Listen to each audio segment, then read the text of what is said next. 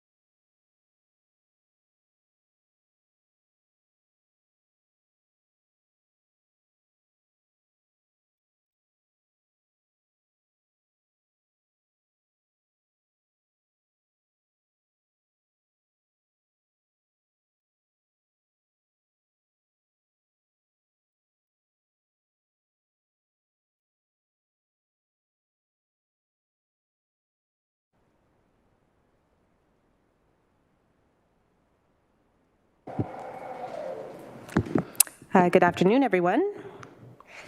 So my name is Maria Felix Miller. I'm chair of the Hamilton-Wentworth District School Board. Welcome to the City of Hamilton, Hamilton-Wentworth District School Board Liaison Committee.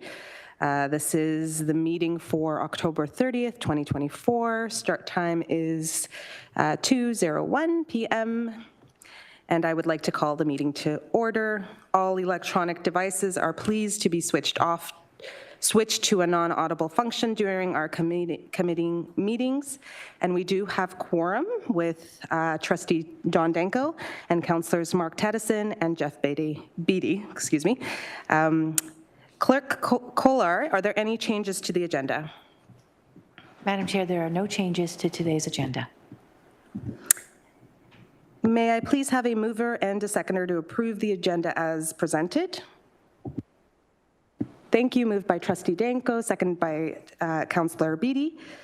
Is there any discussion on the agenda? Okay, I'm seeing none. May I please see a show of hands who's in favor of approval? Thank you. That is unanimous. Moving on to our declarations of interest. Are there any declarations of interest from committee members? Again, seeing none, we can move on. Moving on to approval of the minutes of our previous meeting from May 27, 2024. I'll give folks just a quick minute to review. May I please have a mover and a seconder to approve the minutes? Thank you, Mark Tedison, seconded by Councillor Beatty. Is there any discussion to the minutes of the previous meeting? Seeing none, may I please see by show of hands if you are in favor of approving the minutes? Thank you, that is unanimous as well. Moving on to communications, we do have in the package correspondence from the Office of the City Clerk respecting the analysis of Hamilton schools with adequate HVAC systems. May I please have a mover and seconder to receive and refer the correspondence? Thank you, mover Trustee Danko, seconded by Councillor Beatty. And may I please now see your vote, please, to approve that action? Thank you, that is unanimous. So are we moving to the discussion items there? Okay, thank you. So moving to that item, our discussion for this meeting, feedback respecting the analysis of Hamilton schools with the adequate HVAC systems. So we have been asked to meet today to discuss council direction as follows, and I'll read it in for reference. That public health staff be directed to work with the local school boards to determine their capacity to provide Hamilton school boards with adequate heating, ventilation, and air conditioning, HVAC systems, to address air quality and room temperature concerns. So we can go ahead and begin our discussion. Go ahead, Councillor Beatty. Thank you, Chair, and through you. I'm trying to adjust this so that I can be heard everywhere. I think, if you don't mind, I'll offer some context as to how we ended up here, particularly as it was my motion that led to this item being referred to this committee as the most sensible place to have this conversation. I see some other folks coming on in. Have a seat.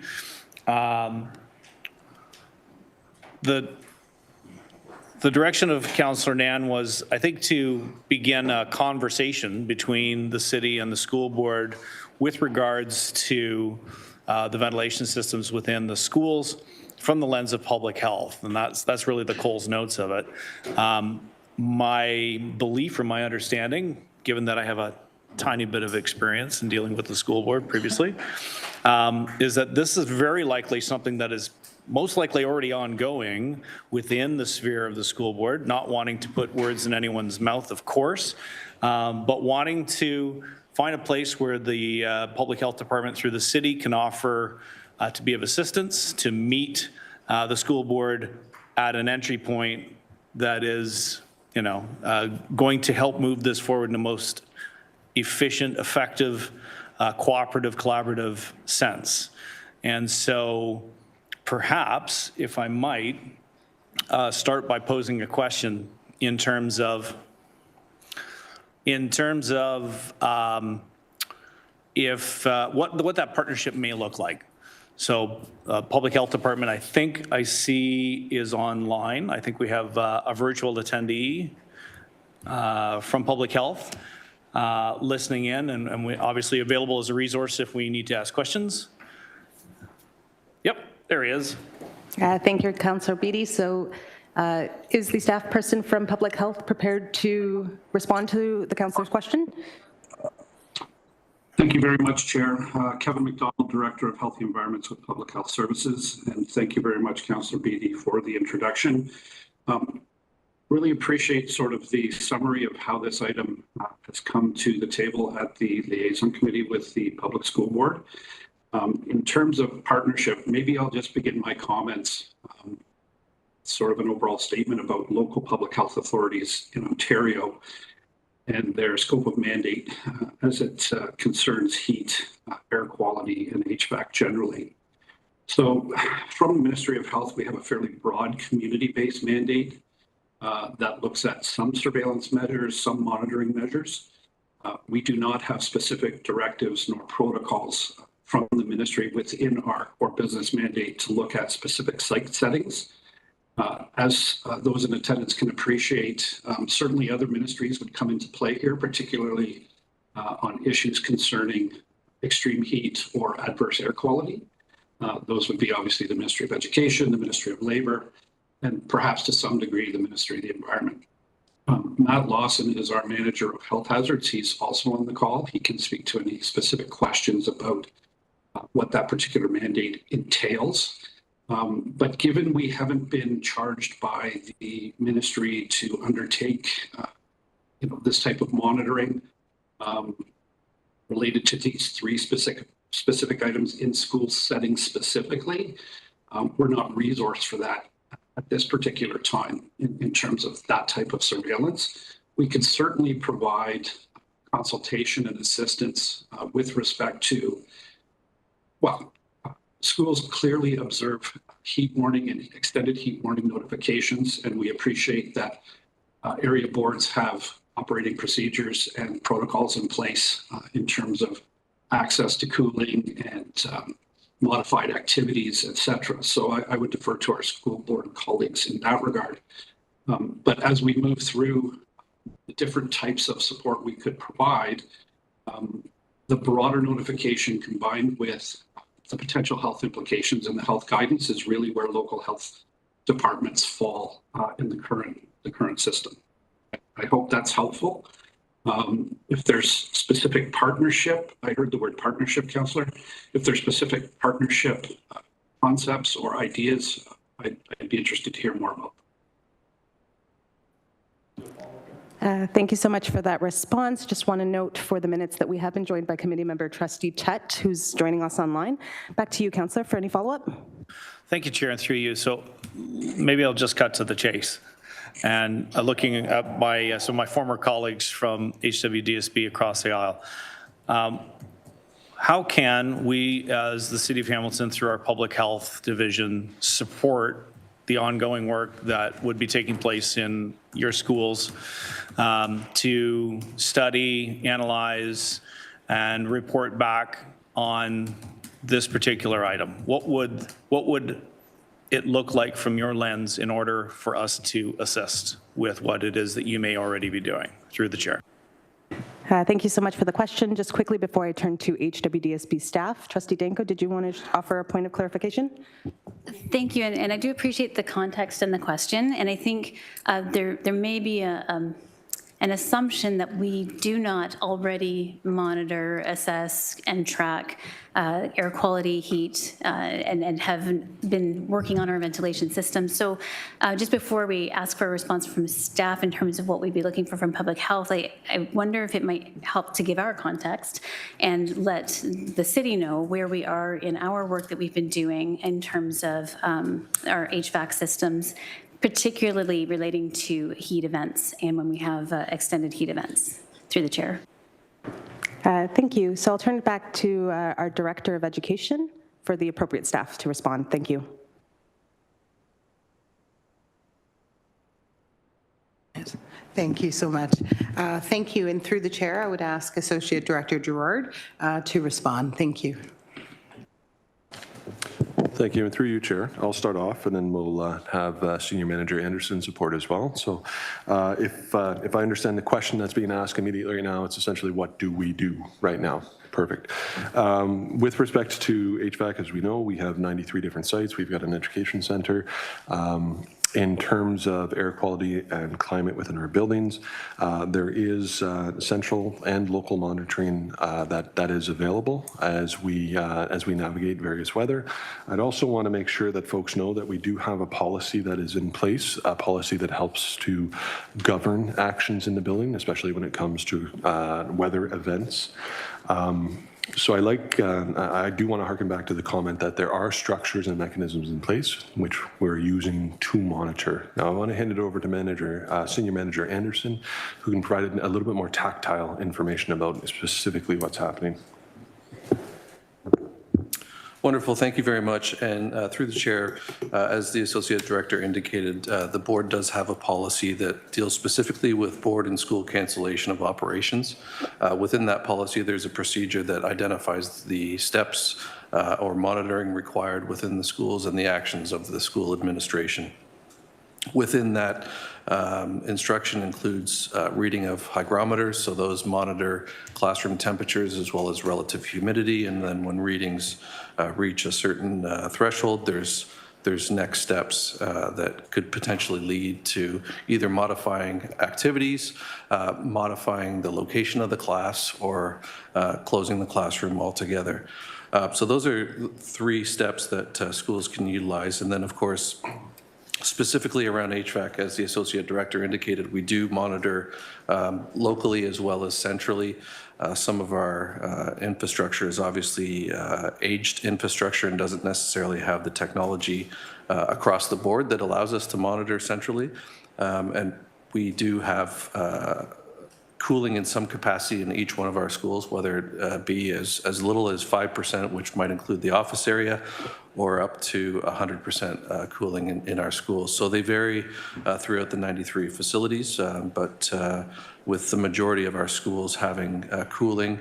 And as we go in and we renovate spaces, we certainly introduce cooling where we can as well. So thank you to HWDSB staff for those responses. Councillor Beattie, back to you. Certainly. Thank you, Chair, and thank you for the response.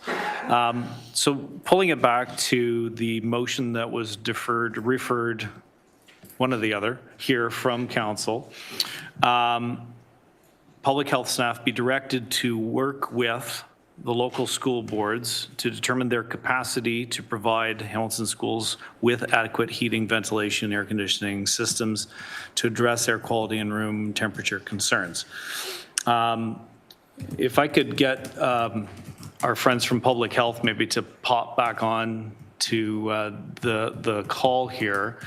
My interpretation sounds like they're already doing a portion of that, but in order to satisfy the motion at hand, I'm trying to determine what mechanism that would look like so that Public Health might be able to offer a report back to Council, or is it the intent that this committee would report back? I'm just trying to legislatively understand where this is going. So if I could get our Public Health friends back on. Through the chair, Kevin McDonald once again. I apologize. I'm having some connectivity issues, so I'll leave my camera off so I don't.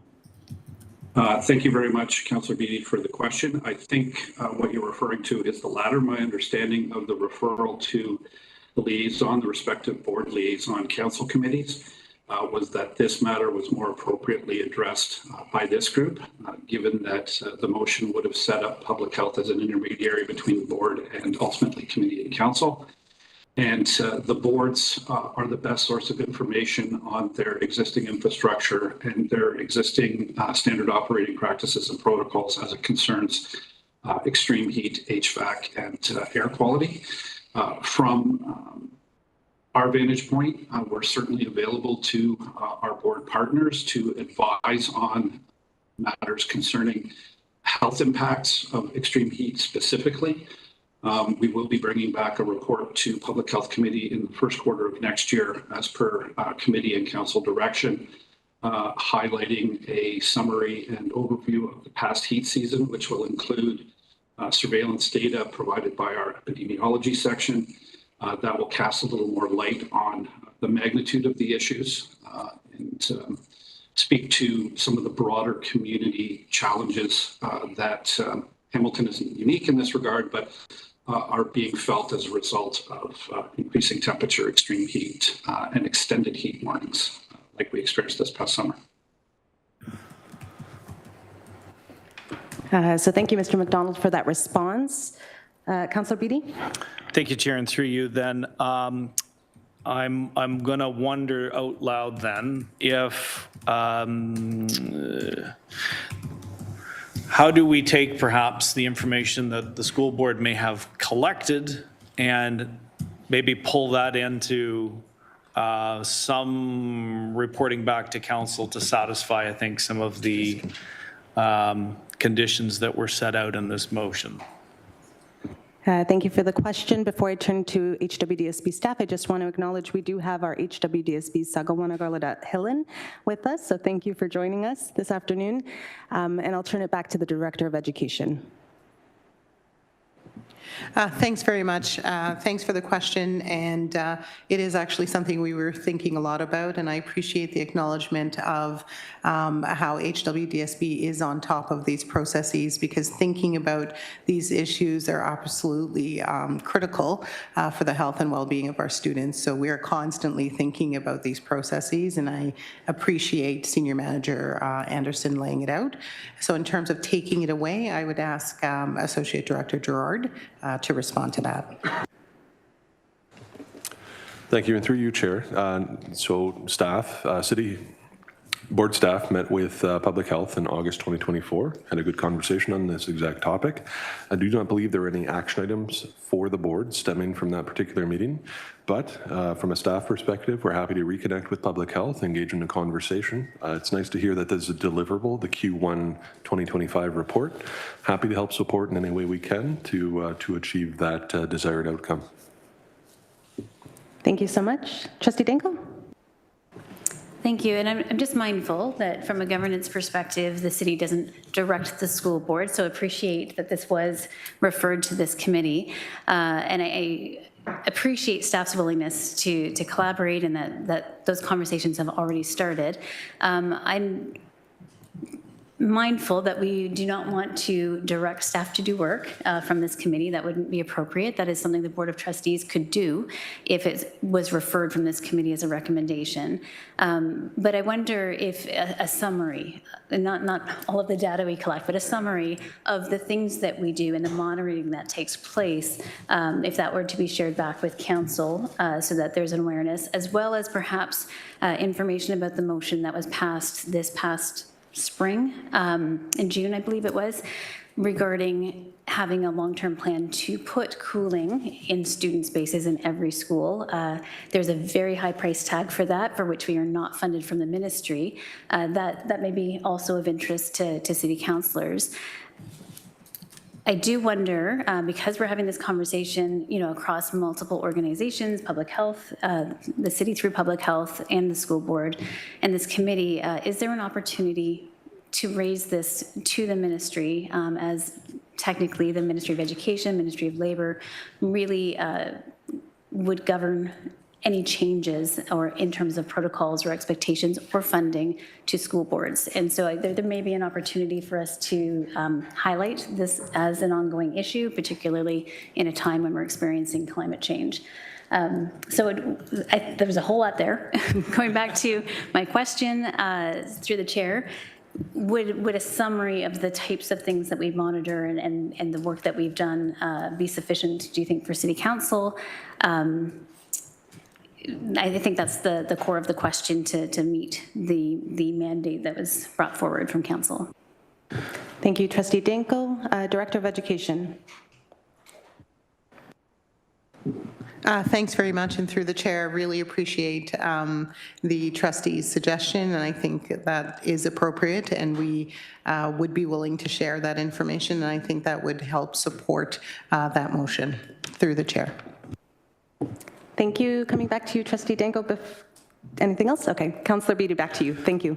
Thank you. Thank you both to the director and Trustee Danko for that. I think that's a good direction. So if I just understand the roadmap, then this subcommittee would make a motion, a recommendation to go back to the board with hopes that the board would have a conversation about sharing a summary from staff with our council that would satisfy the conditions and the questions laid out in this motion as to the types of monitoring, the ability to monitor, and any other salient information that would be of benefit and aid, I think, a collective goal of trying to improve the conditions in some of the schools within the city of Hamilton. Is that fair? Okay.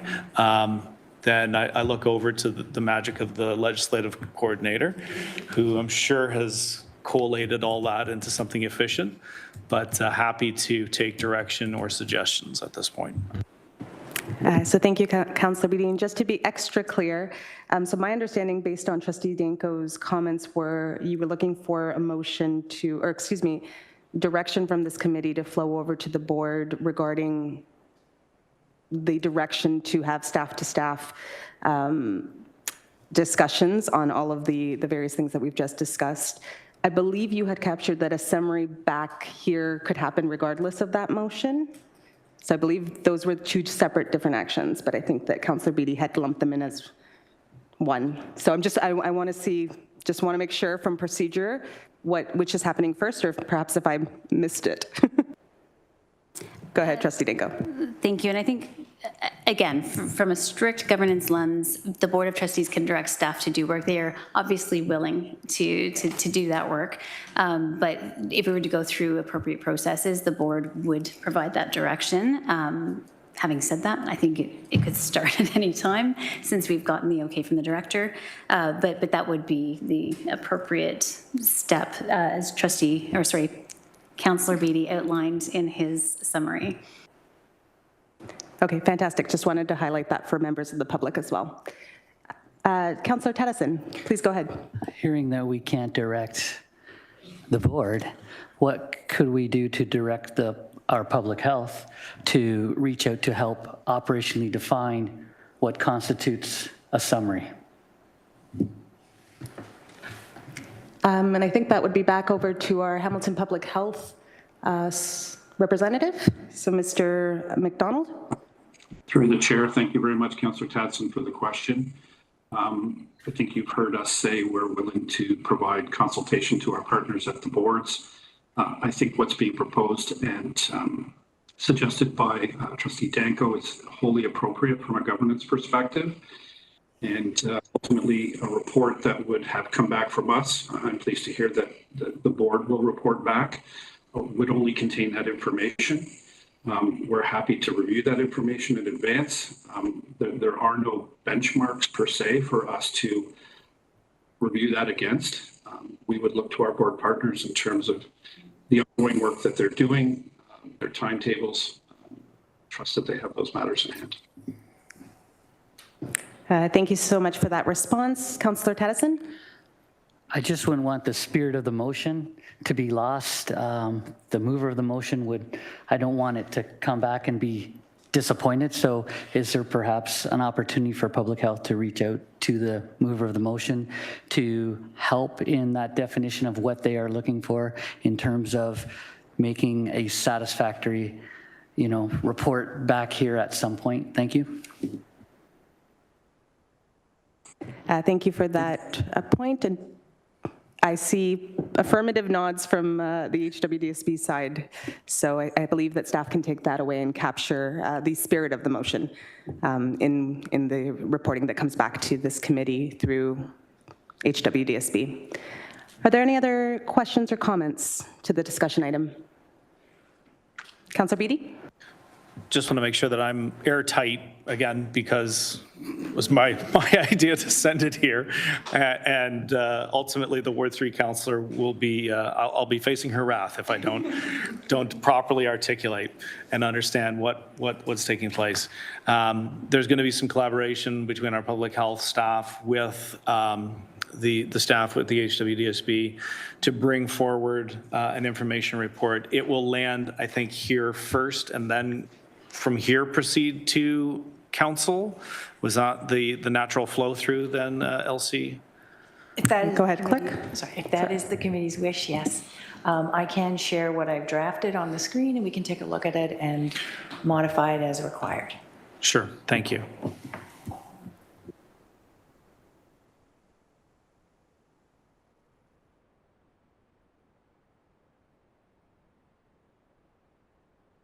Director Robinson-Petrosini, go ahead.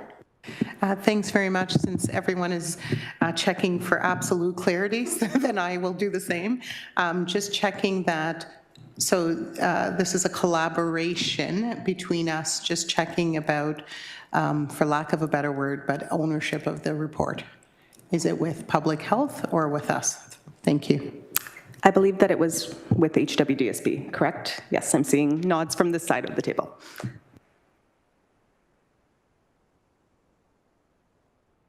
Trustee Danko. Thank you. And so I wonder if we amended the language that maybe HWDSB staff collaborate with public health. Sorry, this would be in the second part. I'm just mindful that public health is not going to be preparing the document, and I just think the language suggests that. So collaborate with public health on the scope of the summary of monitoring activity.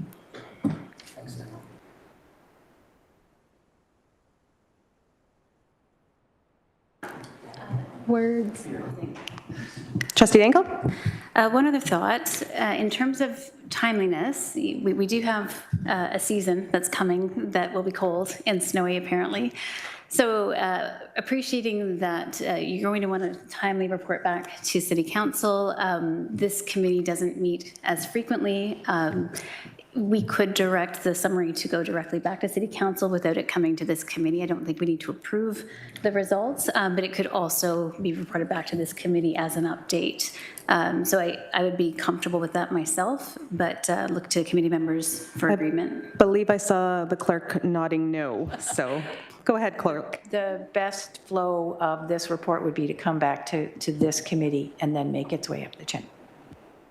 Thank you for the clarification from city staff. Trustee Danko? Okay, we will schedule a meeting sooner rather than later because we wouldn't want to be into the next season without clarity on the work that we do as a board and our capacity for adequate HVAC systems. And just on that final point, if I may, as chair, do we need a timeline in the motion? Through the chair, I was just about to ask if it would be best to have some kind of date put into this motion so that we have an idea. Councillor Beattie?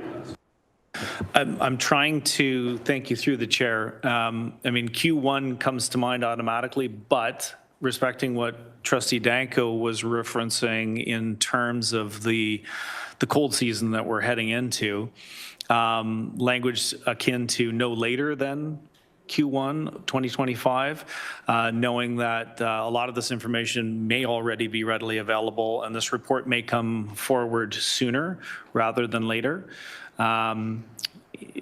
If that satisfies all at the table, I think that might be the best course of action.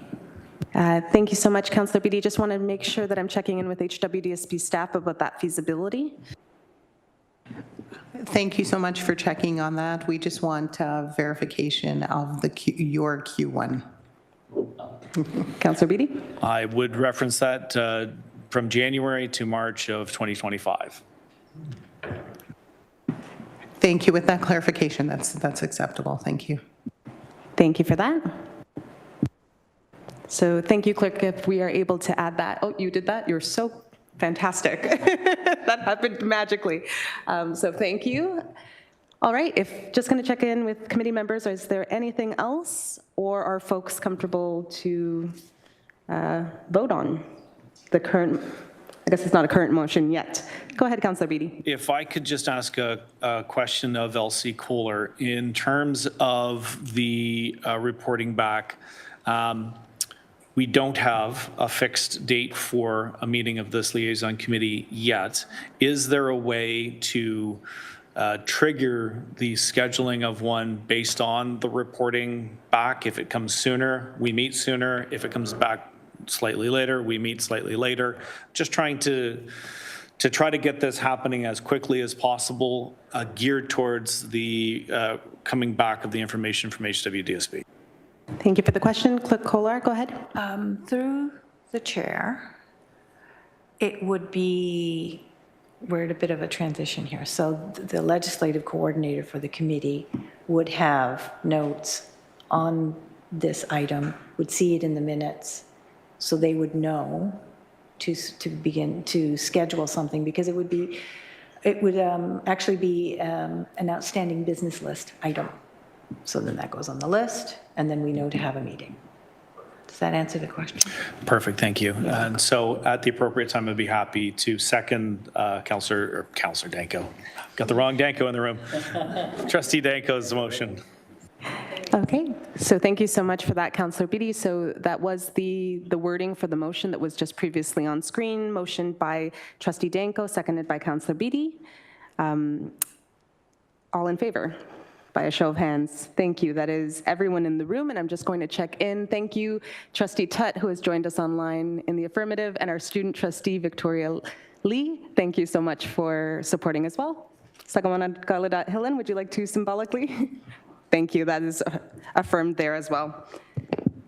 All right. Thank you, everyone. Thank you for all of the questions and the lively discussion. Checking in with committee members, is there any other business for the City Board Liaison Committee? Okay, seeing none online or in the room, may I please have a motion to adjourn today's meeting? Thank you. I'll give it to Councillor Taddison, seconded by Councillor Beattie. All in favor? And that is unanimous across all mediums. Thank you for everyone's time. Thank you for your